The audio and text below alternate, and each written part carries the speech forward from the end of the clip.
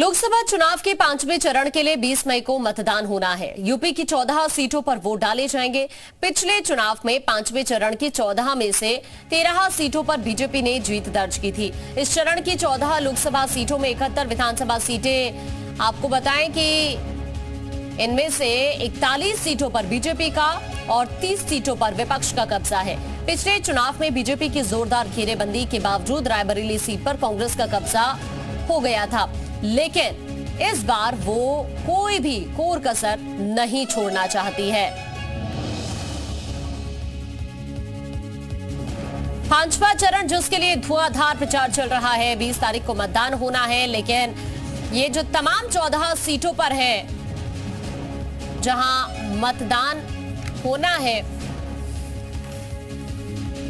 तो देखिए अब हम आपको कुछ ग्राफिक्स दिखाने की कोशिश कर रहे हैं और ग्राफिक्स के जरिए आपको बता रहे हैं कि आखिरकार ये जो 5वां चरण है कि हॉट सीट 5वें चरण की कौन कौन सी है, वो आपको दिखा रहे हैं यूपी की। सबसे पहले बात करते हैं लखनऊ सीट की।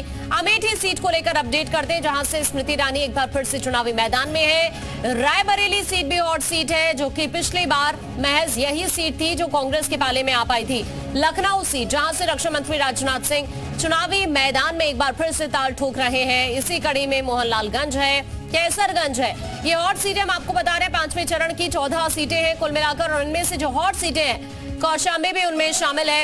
इन सभी सीटों में से 13 ऐसी सीट है जो बीजेपी पिछली बार 2019 के लोकसभा चुनाव में अपने पाले में कर पाई थी, लेकिन इस बार पुरजोर कोशिश की जा रही है बीजेपी की तरफ से। ये देखिए, ये हम 2019 के परिणाम आपको दिखा रहे हैं। समाजवादी पार्टी को इन 14 सीटों में से एक भी सीट नहीं मिल पाई, बीएसपी को भी एक भी सीट नहीं मिल पाई थी, और इन 14 सीटों में से कांग्रेस महज एक ही सीट जीत पाई थी, वो भी रायबरेली की।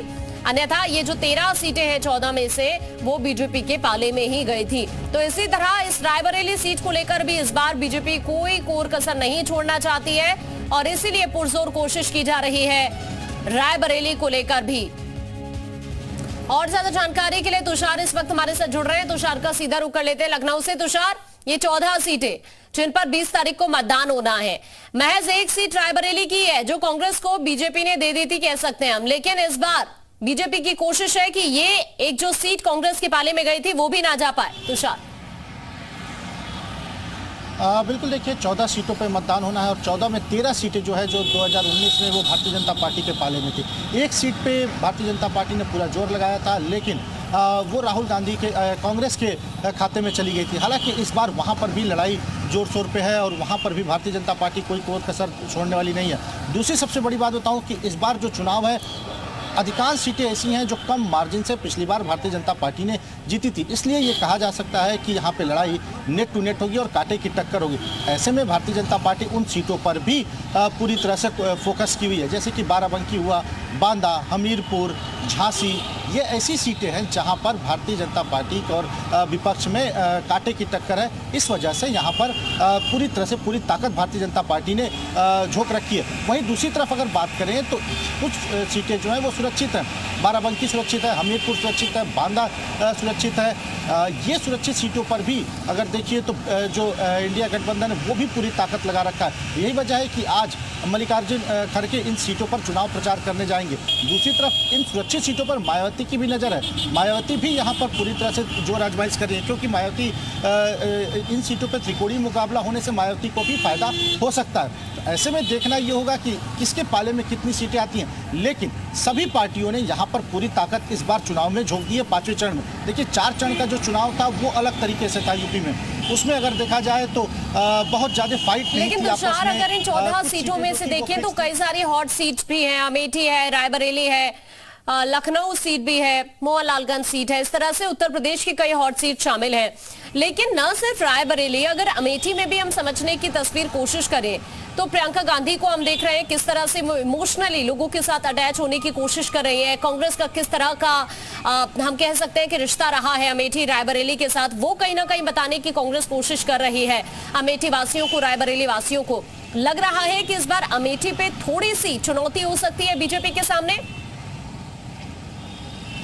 देखिए बहुत ज़्यादा मुश्किल नहीं हो पाएगी, क्योंकि अगर प्रियंका गांधी खुद वहाँ से चुनाव लड़ती तो शायद स्मृति ईरानी के लिए ये बहुत मुसीबत हो सकती थी। लेकिन अब केएल शर्मा चुनाव लड़ रहे हैं। केएल शर्मा बहुत ज़्यादा कोई राजनीतिक बैकग्राउंड नहीं रहा है। केएल शर्मा का बस यही है कि वो सोनिया गांधी के निजी सचिव रहे हैं। केएल शर्मा और गांधी परिवार से जुड़े रहे हैं। दूसरी तरफ केएल शर्मा को एक और नुकसान हो सकता है कि केएल शर्मा बाहरी हैं। ऐसे में यही वजह है कि प्रियंका गांधी वहां पर पूरी तरह से कैंप की हुई है, डोर टू डोर कैंपेन कर रही है। लेकिन दूसरी तरफ अगर देखें तो स्मृति ईरानी को, तो स्मृति ईरानी भी लगातार वहां पे चुनाव प्रचार करी है। पिछले 5 साल लगातार स्मृति ईरानी अमेठी में रही हैं। वहां पे उन्होंने अपना घर खरीदा, लोगों से जुड़ी रही। उनका सबसे खास बात रहा कि जो स्मृति ईरानी लोकल लोगों को ज़्यादा उन्होंने तवज्जो दिया बाहरी लोगों की अपेक्षा। तो ऐसे में स्मृति ईरानी के लिए बहुत नुकसान होता हुआ नहीं दिख रहा। हाँ, ये जरूर है कि प्रियंका गांधी वहां पर मौजूद है, मार्जिन थोड़ा कम हो सकता है, लेकिन स्मृति ईरानी के लिए पिच वहां पे साफ है। दूसरी तरफ अगर रायबरेली की बात करें तो रायबरेली में 2019 में कांग्रेस ने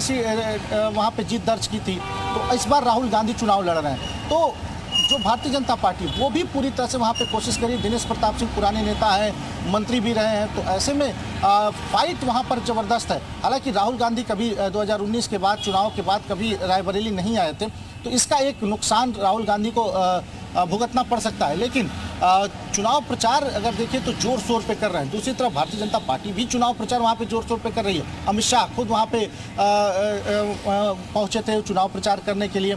आज अगर देखिए तो विपक्ष से भी मल्लिकार्जुन खड़गे पहुँच रहे हैं। इसके अलावा हिमाचल प्रदेश के सीएम सुक्खू पहुँच रहे हैं। राहुल गांधी मौके खुद जुटे हुए हैं। प्रियंका गांधी अपने भाई के लिए वहाँ पे लगातार कैंपेन कर रही है। देर रात अस्पताल पहुँच गई थी मरीज को देखने के लिए। तो ये माना जा रहा है कि जो फाइट है वो जबरदस्त है, लेकिन बहुत ज्यादा ठीक है तुषार, मैं आपके पास वापस लौट रही हूँ। आपको